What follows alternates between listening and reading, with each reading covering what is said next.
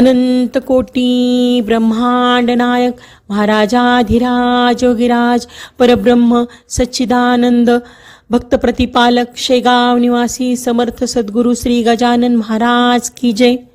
नमस्कार. आपल्या गुरुस्तुती या चॅनलवर सगळ्यांचे स्वागत आहे. आपण आपले काही अनुभव असतील तर ते आम्हाला नक्की कळवा. ते आपण आपल्या चॅनलवर सांगू. तसेच आपल्या चॅनलवर येणाऱ्या व्हिडिओबद्दल तुमच्या प्रतिक्रियासुद्धा कळवा. तुम्ही आम्हाला कमेंट किंवा डिस्क्रिप्शन बॉक्समधल्या ID वर ईमेल करू शकता. आपल्या चॅनलला सबस्क्राईब करा आणि व्हिडिओला लाईक आणि शेअर करा. धन्यवाद. हा अनुभव आहे जयंत वेलणकर या दादांचा.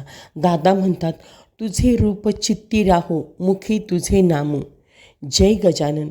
इसवी सन 2019 समर्थ सद्गुरू श्री गजानन महाराज उपासना केंद्रातर्फे चातुर्मास नामजपाचं ते 4थं वर्ष.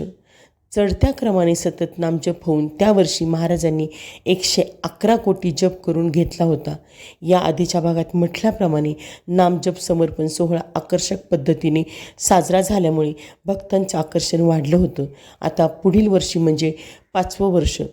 तेव्हा 5वे वर्ष काही विशेष करावं या हेतूने महाराजांची पालखी हा विषय समोर आला. त्याचवेळी शेगाव आपला आदर्श. मग तेथील पालखीचं वैशिष्ट्य काय, तर महाराजांचा रजत मुखोटा तो पालखीत असावा या विचारानं मनात मूळ धरलं. इकडे त्याचवेळी राहतं घर फार नाही तरी बरंच जुनं झालं होतं.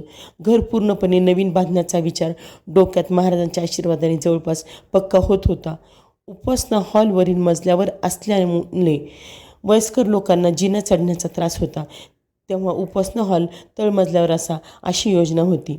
महाराज हे सर्व योग्य पद्धतीने करून घ्या अशी प्रार्थना आम्ही वारंवार करीत होतो. मुखोटा आधी यायला हवा की नवीन वास्तूत यावा हा विचार काही काळ मनाला अस्वस्थ करून गेला.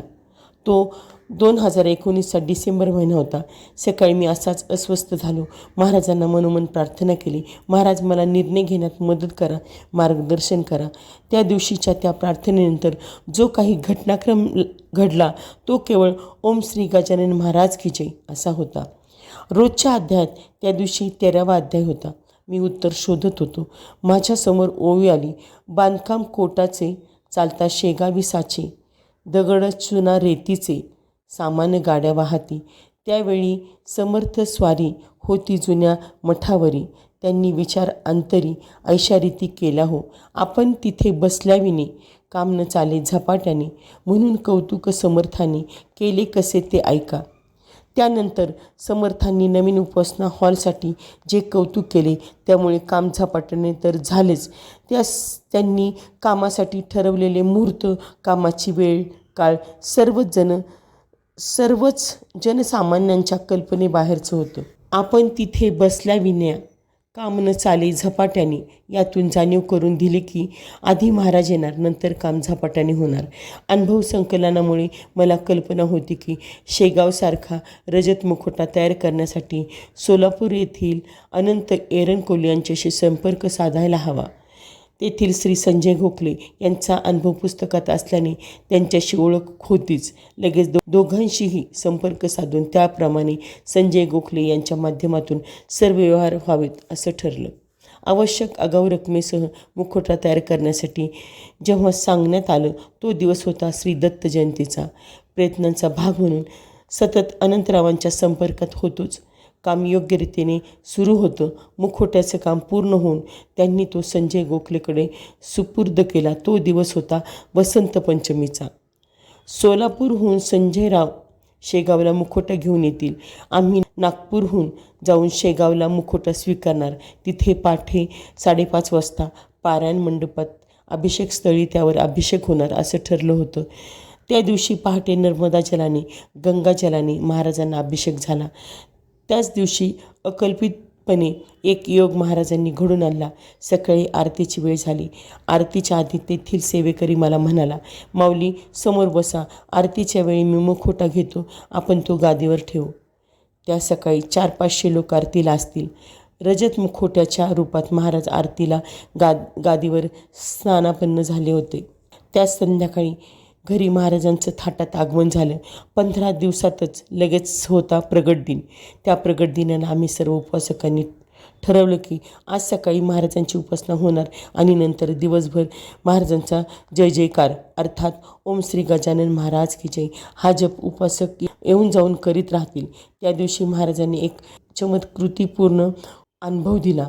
या आधीच्या भागात वर्णिल्याप्रमाणे पेन ड्राईव्हमध्ये क्रमाने उपासना आहे. प्रथम जयघोष, मग ओंकार, नंतर नामजप ओम श्री गजानन महाराज की जय, पुढे गणी गणगणात बोते वगैरे.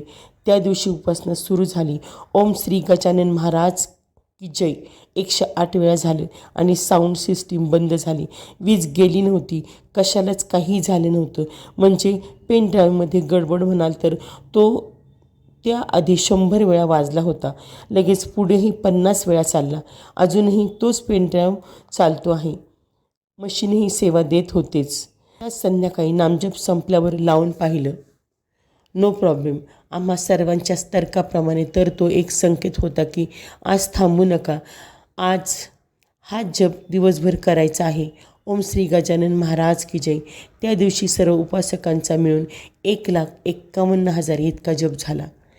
आता 2020चा मार्च सुरू झाला. 3 मार्चला बांधकामासाठी घर रिकामं करून देण्याचं ठरवलं होतं. 1 मार्चला घरी जुन्या वास्तूचे आभार मानून निरोप देणे, उपासना हॉल नवीन छान बांधून घ्या अशी महाराजांना प्रार्थना करणे या उद्देशाने श्री गजानन विजय ग्रंथांचं साखळी पारायण आयोजित केलं होतं. 150 भक्त सहभागी झाले.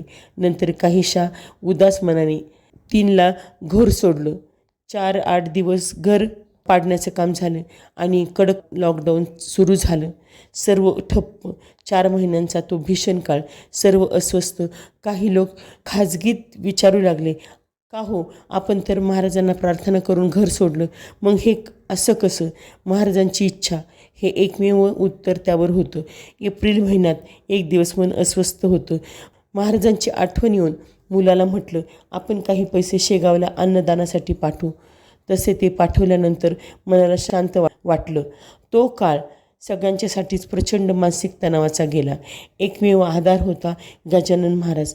त्या काळात उपासक घरोघरी उपासना करीत होते. हळूहळू तो काळ संपला. जुलै महिन्यात घर पाडण्याचं काम पूर्ण झालं. 3 ऑगस्टला भूमिपूजन होऊन 11 ऑगस्टला आम्ही कुटुंबीय फ्लॅटवर लेआउटचं काम पाहत उभे होतो.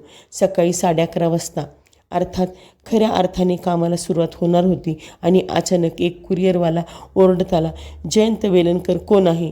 शेगावहून प्रसाद आला आहे. पहिल्यांदा मला कळेनाच की शेगावहून प्रसाद यावेळी.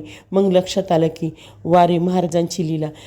5 महिन्यापूर्वीच्या अन्नदानांचा प्रसाद बांधकाम शुभारंभाला आशीर्वाद देण्यासाठीच पाठवला होता.